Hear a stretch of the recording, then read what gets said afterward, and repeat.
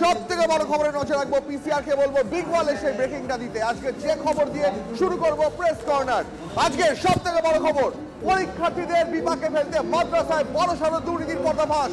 মাদ্রাসায় নিয়োগ আটকাতে ওএমআর শিটে দুর্নীতি, মাদ্রাসায় নিয়োগ আটকাতে ওএমআর শিটে জোর করে কালির দাগ। এই মুহূর্তে সব থেকে বড় খবর, মাদ্রাসায় নিয়োগ দুর্নীতির পর্দাফাঁস, ওএমআর শিটে কারচুপি করে নম্বর কমানোর অভিযোগ। কিভাবে হয়েছে এই দুর্নীতি?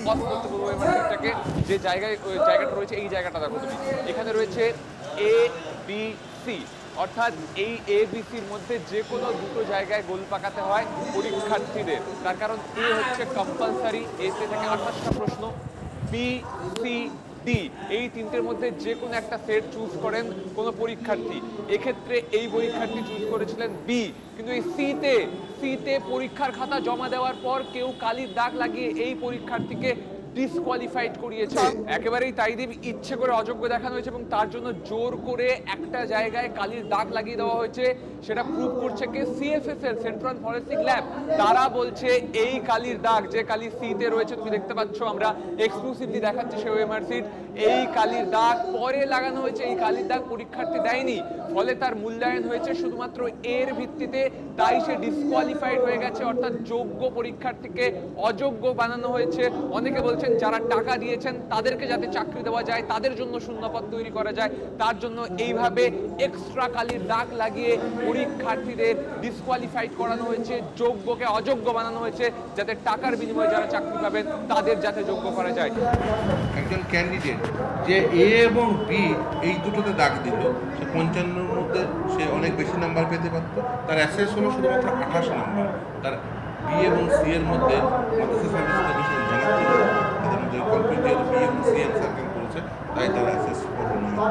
আসলে এ এবং বি এনসার্কেল করেছিল, সিটা এনসার্কেল করে দিয়েছে মাদ্রাসা সার্ভিস কমিশন, তাকে অযোগ্য দিয়েছে। এবং শুধু তাই না, আব্দুল হামিদের মামলা সেই সময়ে মহামান্য বিচারপতি অজিত গঙ্গোপাধ্যায় তিনি সেই সময় নির্দেশ দিয়েছিলেন, সিএফএসএল এর নির্দেশ দিয়েছিলেন, সেই সিএফএসএল বলে হ্যাঁ, এবং এই যে সি গ্রুপ এক্সট্রা এনসার্কেল করা হয়েছে এটা অন্য কালিতে করা হয়েছে, তার ভিত্তিতে এ এবং বি কে অ্যাসেস করে তার বরাদ্দকৃত নম্বরের ভিত্তিতে তাকে ইন্টারভিউ নেওয়া হয়।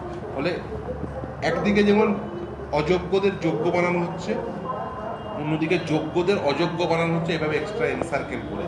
কোথায় দুর্নীতি নেই সেটা নিয়ে গবেষণা করতে হবে।